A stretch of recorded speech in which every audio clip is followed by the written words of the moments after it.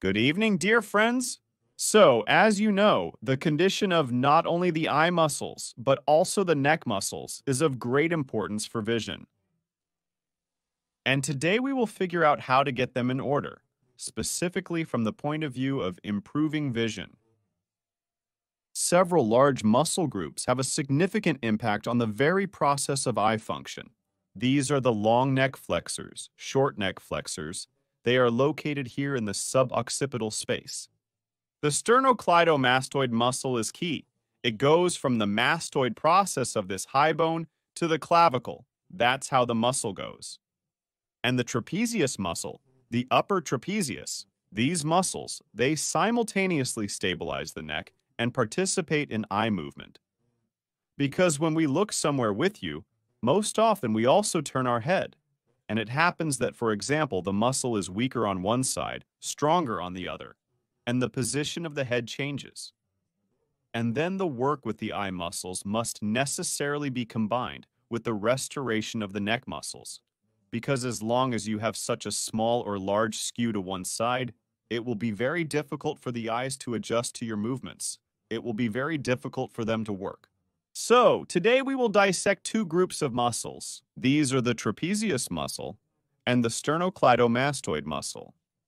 Let's start with the trapezius. The trapezius muscle, it is often misdiagnosed in many cases because it is usually very diseased, right here in everyone. In addition to that, it affects vision and hearing. It affects the fact that when this muscle spasms, when this muscle is shortened, when there are trigger points in it. At the same time, a person can have headaches in the occipital area. There can be headaches in the nape, including when this muscle spasms. When this muscle is strained, it also disrupts the venous outflow of blood from the head. Intracranial pressure may increase. But most often, everyone tries to relax this muscle. But this muscle, it's not prone to weakness. Rather, it's prone to becoming stronger and stronger over time. On the contrary, it usually weakens. Its volume becomes small. It becomes thin and becomes so weak that here is the weight of the hand. We move it with you.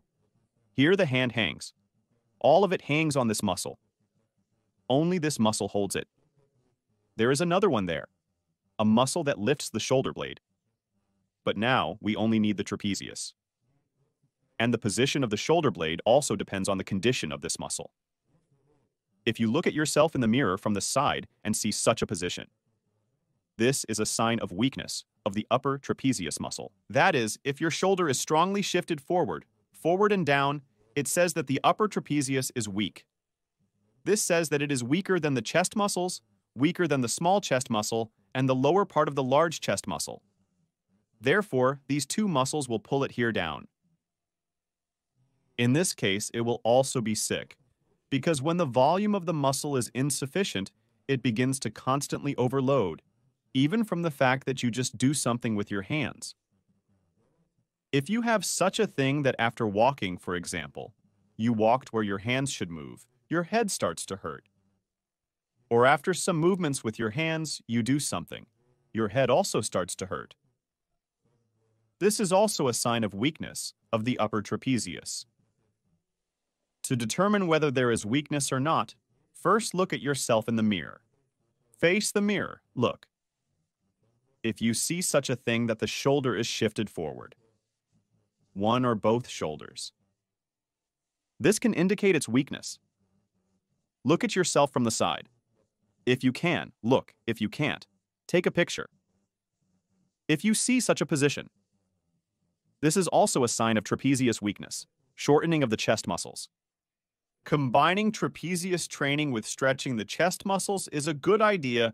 You first stretch the chest muscles so that it does not interfere with the trapezius work. And then you start training the trapezius. And we will start exactly with the trapezius training. You take a rubber band. You can take a rubber band. You can take dumbbells. First, try with a small weight, 4.4 pounds depending on how strong you are. Take the rubber band. You can do it with a rubber band. Take it. It's better to step on it with both feet. It's too short, so we step on it with one foot. And you start to lift it, pull it, start to lift it here. Pull in such a way that your elbows go out to the side like this. And follow the bristles so they don't make this kind of movement, so the bristle stays parallel to the floor for you. And let it down. Pulled again and let it down once more.